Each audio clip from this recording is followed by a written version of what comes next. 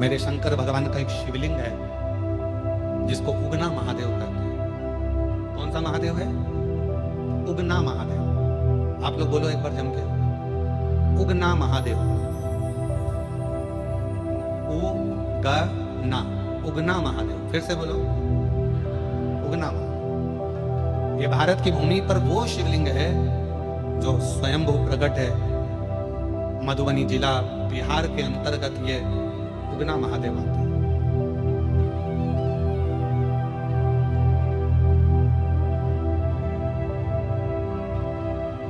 शिवजी का नाम ऐसा उगना महादेव कैसे आ गया? उगना का मतलब होता है कि जो एकदम सुस्ती में रहता है, उदास रहता है, जिसे कोई काम ही नहीं होता है।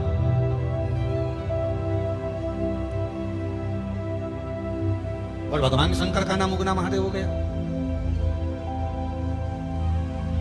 शिव कथा कह रही है, भगवान शंकर का चरित्र कह रहा है। एक विद्यापति थे, बड़े अच्छे कवि थे,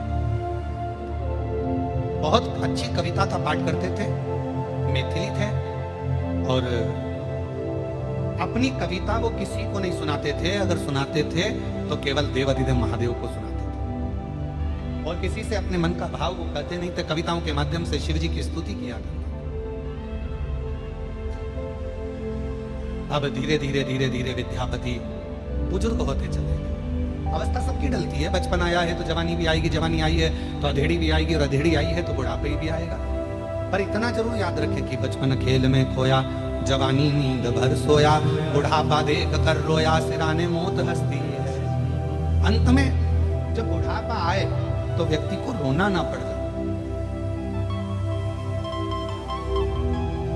बचपन गया जाने दो, जवानी गई जाने दो, अधेड़ी गई जाने दो, पर बुढ़ापा मत बिगड़ने दो। ये शिव महापुराण की कथा कहती है।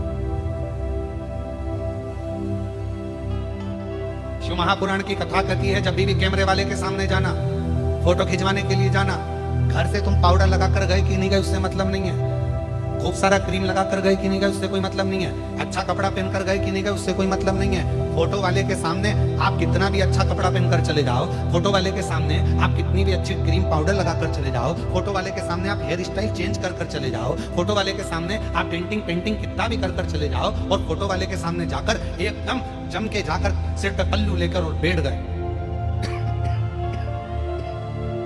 बैठे।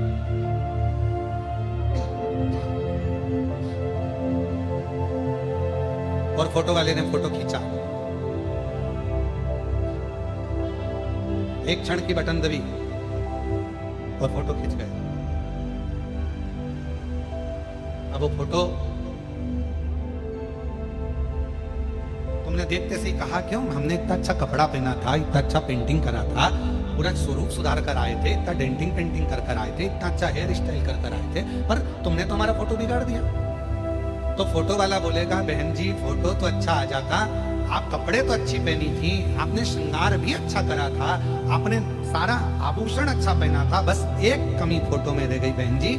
मैंने जब आपसे बोला था मैडम स्माइल प्लीज, उस समय पर आप स्माइल देना भूल गई, इसलिए ये फोटो बिगड़ गया। कपड़े से फोटो अच्छा नहीं आता, सुंदर स्वरूप से फोटो अच्छा नहीं आता, आप कैसी भी हेयर स्टाइल कर लो उससे फोटो अच्छा नहीं आता, आप कैसे कपड़े आभूषण धारण करे हो उससे फोटो अच्छा नहीं आता। शिव महापुराण की कथा कहती है, फोटो को अच्छा लाने के लिए आपके चेहरे पर आप कैसे भी कपड़े पहने हो, कैसी भी हेयर स्टाइल है, कैसा भी चेहरा है, कैसा भी कुछ भी है, पर आपके चेहरे पर अगर स्माइल है तो फोटो अच्छा आकर ही रहता है। उसी तरह अंत समय में तुम्हारा बचपन कैसे भी गया, जवानी कैसी भी गई हो, अधेड़ी कैसी भी गई हो, पर बुढ़ापा जैसी आए, और बुढ़ापे में जब मरने का समय आए, अंतिम श्वास चल रही हो, उस समय पर वैकुंठ अधिपति मेरे नारायण कैमरा लेकर खड़े होंगे, तुम्हारे प्राण छूट रहे होंगे, अंतिम श्वास चल रही होगी, और वो परमात्मा भी कहेगा अब बुढ़ापा है, मरने का समय है, थोड़ा सा स्माइल दे ले। स्माइल का मतलब है थोड़ा सा राम कह ले, कृष्ण कह ले, शिव कह ले। अंतिम समय में अगर थोड़ा सा भी भगवान का नाम ले लिया, फोटो सुधर गया।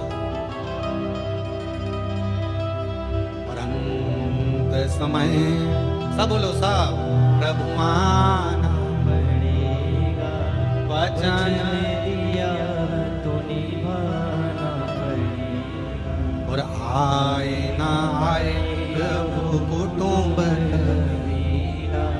अंत समय प्रभु आना। कोई पैसा देगा नहीं। बचपन गया जाने दो, तुमने कपड़ा कैसा भी पहना जाने दो, तुमने श्रृंगार, जवानी आई तुमने श्रृंगार कैसा भी करा जाने दो, अधेड़ी आई तुम कैसे भी जिंदगी जिए चलेगा, पर बुढ़ापा तुम्हारा बिगड़ना नहीं चाहिए। सबसे कठिन है बुढ़ापा, पर बुढ़ापे को संवारने का सबसे सुंदर तरीका है तुम्हारा मौन रहकर भगवान की भक्ति को धारण करना।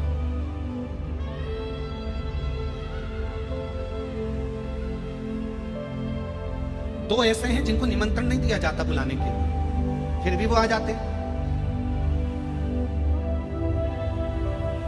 और दुनिया में कोई ऐसा पैदा नहीं हुआ जो इन दोनों को निमंत्रण देता। और मुझे विश्वास है हैदराबाद के लोग भी इनको निमंत्रण नहीं देते हो, फिर भी वो तुम्हारे यहां आ जाते हैं। दो ऐसे हैं जिनको निमंत्रण नहीं दिया जाता तो भी आते हैं, जिनको नहीं बुलाया जाता तो भी आते हैं, जिनको आमंत्रण नहीं दिया जाए तो भी आते हैं, जिनको भगाने का प्रयास किया जाए तो भी आते हैं। वो दो हैं, एक नंबर पर है बीमारी और दूसरे नंबर पर है भिखारी।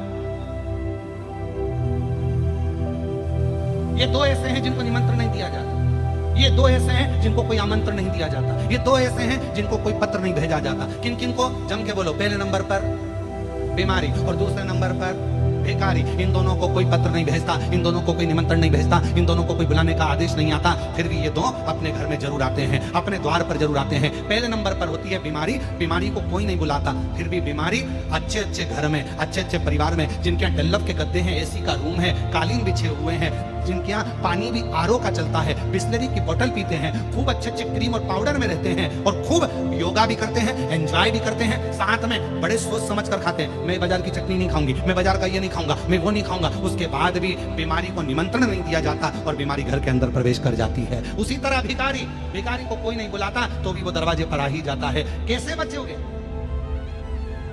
कैसे बचोगे?